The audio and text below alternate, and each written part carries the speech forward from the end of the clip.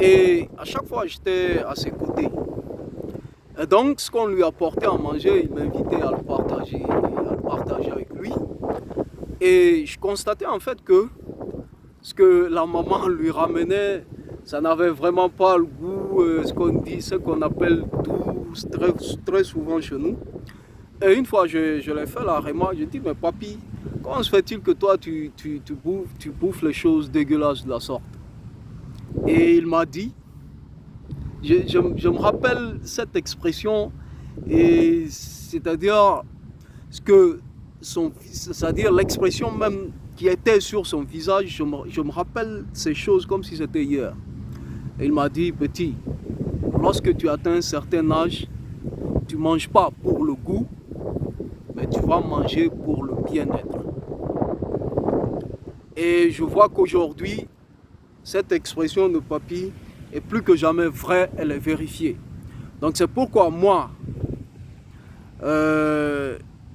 depuis un certain temps, le goût des choses, ça ne m'intéresse plus trop.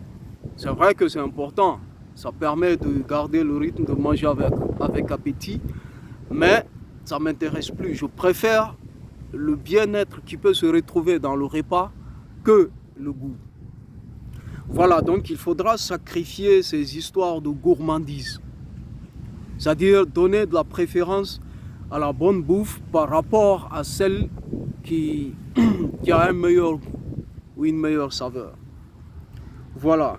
Et il faut, dans sa pratique de chaque jour, avoir des comportements qui vont dans le sens du bien-être. D'accord? Désormais, on ne mange plus seulement ce qu'on veut, mais on choisit ce qui convient à sa situation. D'accord? Parce qu'on peut se retrouver dans une situation de manque de telle ou telle vitamine. À ce moment, on va chercher l'aliment qui contient cette vitamine-là ou ces vitamines-là. D'accord? Peu importe le goût de l'aliment. Parce qu'arrivé à ce stade, on ne donne plus beaucoup d'importance au goût, mais plutôt au bien-être que contient l'aliment. Ensuite, il faudra abandonner cette vie sédentaire. C'est-à-dire cette vie où l'on est toujours assis, on est couché, on est assis, on est couché. Il faudra l'abandonner parce que c'est une très mauvaise vie. C'est la pire des vies que l'on peut avoir. Cette vie sédentaire où on ne bouge pas. D'accord? Mais on constate que dans nos sociétés maintenant, on a tendance à associer le bien-être, la richesse, la bourgeoisie au fait qu'on ne marche plus. C'est-à-dire même s'il faut aller sur une distance de 100-150 km, on est dans sa monture, soit sur sa moto ou dans sa voiture.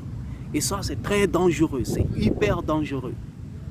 D'accord? Donc il faudra arrêter d'abord cet état d'esprit qui est carrément néfaste et qui n'est pas sage du tout.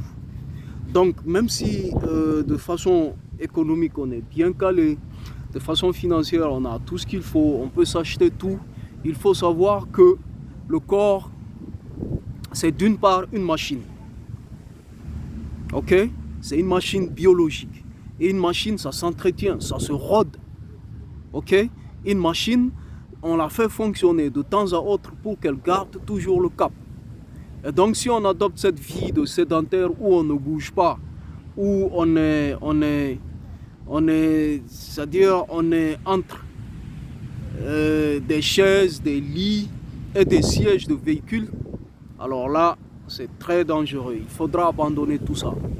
Parce que dans les conseils internationaux, on demande à ce qu'une personne normale puisse faire au moins 6000 pas chaque jour. 6000 pas de marche par jour. Au moins 6000 pas. Il y a d'autres qui disent qu'il faut 10 000 pas. Ça c'est environ, pour les 6000 pas, c'est environ 5 km. Pour les 10 000, qu'est-ce que je dis? Désolé. Pour les 6000 pas, c'est environ ça, ouais, 5 à 6 km. Pour les 10 000 pas, c'est environ 7 à 8 km de marche par jour. D'accord? C'est pourquoi dans les téléphones, il existe des podomètres et des capteurs de voix, et de pas plutôt, qui lorsqu'on a le téléphone sur soi, il mesure nos pas. Et en fonction de ça, il les compte et il met la distance qu'on a parcourue depuis le début du jour jusqu'à la fin du jour.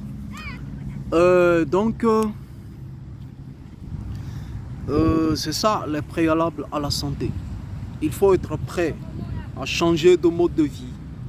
Il faut être prêt à faire des bouleversements conséquents dans sa façon de vivre. Il faut s'arranger à revenir au mode de vie qui datait d'il y a, disons, 100 ou 150 ans. Parce qu'à ce moment, par exemple, chez nous en Afrique, nos aïeux ne mangeaient que des choses de la nature. D'accord? C'était rare, on ne voyait les choses industrielles qu'avec les colons ou les occidentaux qui venaient chez nous. Donc tout était naturel chez nous. On s'abreuvait au ruisseau ou bien à la source qui était proche du village, c'est-à-dire cette eau minérale pure et purifiée qui sortait de la terre, qui coulait à l'air libre, et on mangeait ce que la terre nous donnait sans les pesticides et puis les fertilisants qu'on connaît aujourd'hui. Et la viande, elle était purement naturelle parce que nos animaux d'élevage mangeaient directement dans la nature, ou bien les proies de chasse étaient totalement dans la nature. Donc nous avions ce mode de vie qui était purement naturel et purement original. C'est pourquoi nos aïeux n'ont pas connu toutes ces maladies du siècle dont on parle maintenant. D'accord? Ils n'ont pas connu ce qu'on appelle diabète, hypertension, cancer. C'était des cas qui étaient d'une exception qui ne s'exprime pas. Si ce n'était pas même carrément inexistant chez nous. D'accord? Donc, c'est ça le préalable à la santé. Donc, il faudra faire des activités physiques également. Je sais que ça va être difficile, c'est compliqué, on n'a pas le temps, mais c'est le prix à payer. Il faudra faire ce sacrifice, c'est le prix à payer. D'accord? Et il faudra être disposé à travailler soi-même pour faire ces décoctions, ces traitements. C'est-à-dire il faudra en avoir le temps pour qu'on les fasse avec les meilleurs soins. D'accord? Donc c'est ce qu'il fallait savoir pour ce qui est des prédispositions à prendre pour être en bonne santé, ou soit pour se traiter de façon efficace, ou même d'améliorer sa santé si on est en bonne santé déjà. Voilà, j'espère que la vidéo a profité à tout le monde.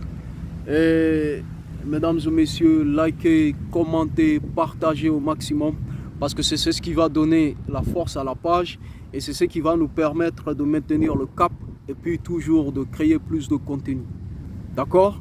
On est disposé à partager toutes ces informations de façon gratuite, mais au retour, il faut que vous aussi vous contribuiez à la grandeur de la page. Donc c'était ça, et profitez-en au maximum.